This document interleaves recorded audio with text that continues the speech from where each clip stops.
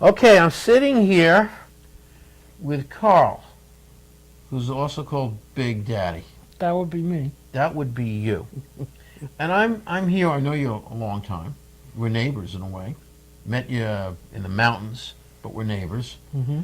And we have something coming up this year. You have this block party on this little street in Patchogue. I got that right? Little street. It was on a little street in Patchogue, Beats me. but we've outgrown the block. The mayor from Patchogue said this event is getting too big to be on the block, so he asked us to move it to the park in Patchogue, Fireman's Park, and we did that last year for the first time. And that's by the water. Yes, it's right on the Great South Bay, just east of Shorefront Park. And this year will be our second year doing it there. And last year we won second best festival, yearly festival with the Long Island Press. Really? Mhm. I didn't even know that one. Yeah. And I even opened your event. Yes, you always open our event. I like that's my thing. Short and sweet. So this year it's August 18th. 18th.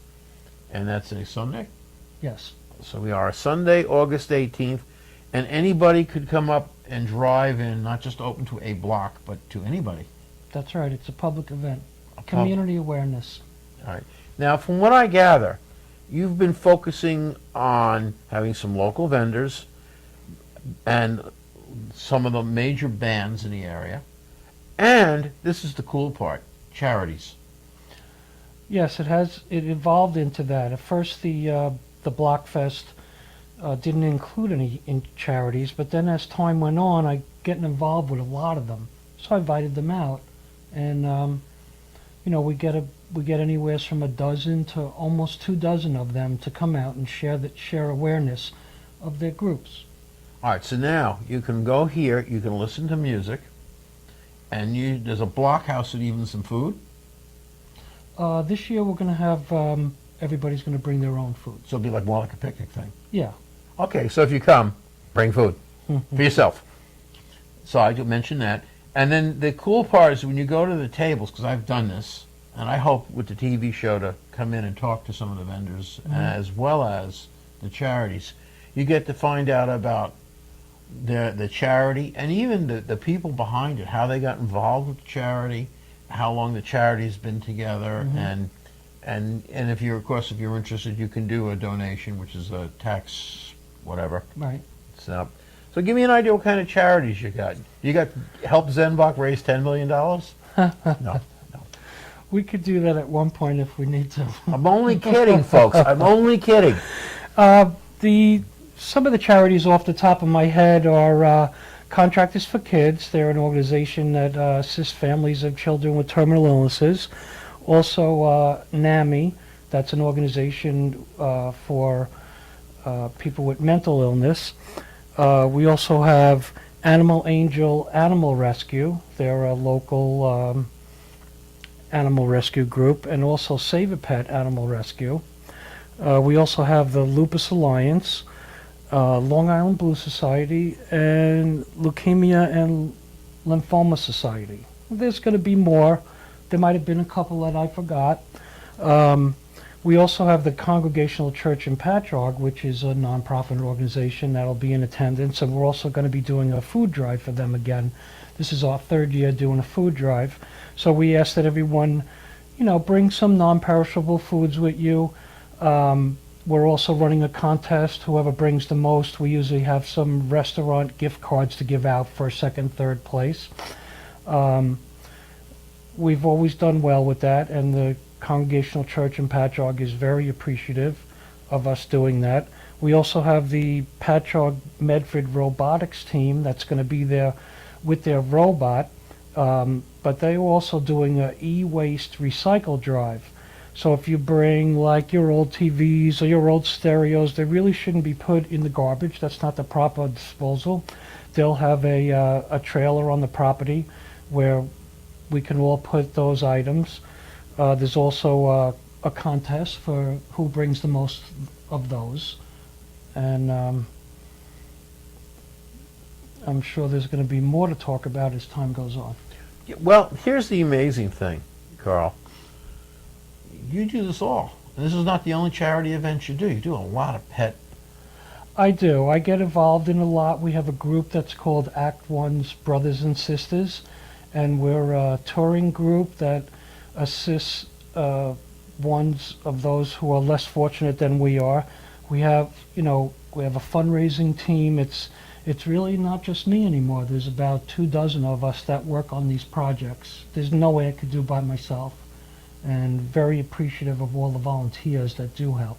I don't know if you're going to have Frank Sinatra's alter ego there. Yes, So, Bobby Sinatra is on the lineup. additionally, you got some of the local bands. Now, before you mentioned to me Mr. Kerry Carney. Yes.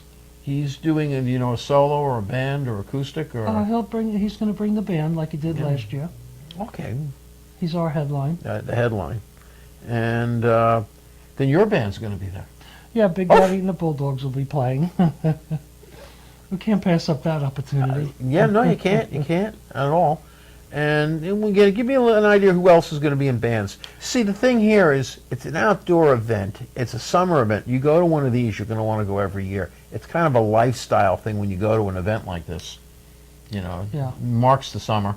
It's a very laid back. There's a good vibe. Lots of love going on.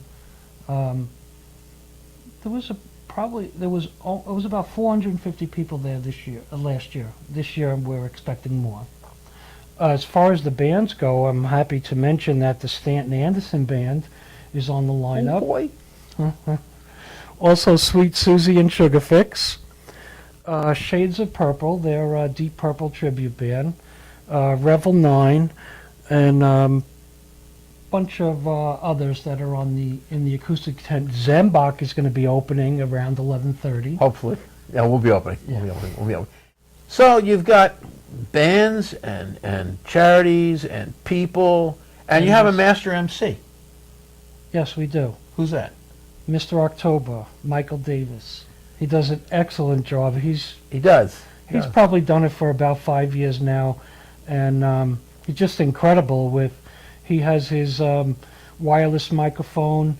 He goes in and speaks to all the organizations. We let them speak on the microphone for 5 minutes, talk about their organization. Michael is just, Mr. October is just an incredible addition to the Blockfest. I'm going to call him Mr. August. Only because we're talking August 18th. That's true. And, I can't wait to go. This is going to be fun. Last year we had Ford Motors there, remember? Yeah. Not exactly sure what everything unfolds. We listed on LongIsland.com, and that's how Ford Motors found us last year. Things will just start to take on a life of its own as we progress closer and closer, which we're not too far away. If you're at all capable of venturing into Long Island, Patchogue, Long Island, this will be on the south shore of Long Island, right by the water.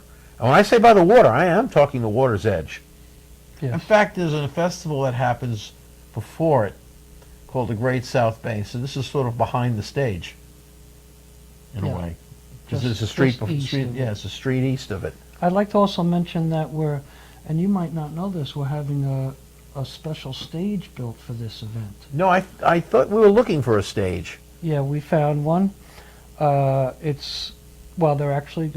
bringing in a flatbed truck, and they're going to build the stage on top of the truck. It's going to be 20 by 20, skirts all the way around, and there'll be a 20 by 20 white tent on top of it. So we're excited about that. Where am I going to be? You're going to be playing with all the other musicians. Okay, on the stage. Not out in the water on a floating pier, heading out into the Great South Bay. This is great. This is great. Well, I hope everybody comes down there, and this is an event. And next year, it's so good, we're going to do it again. I want to thank you, Karl. You're welcome. I appreciate it. And that's our moment.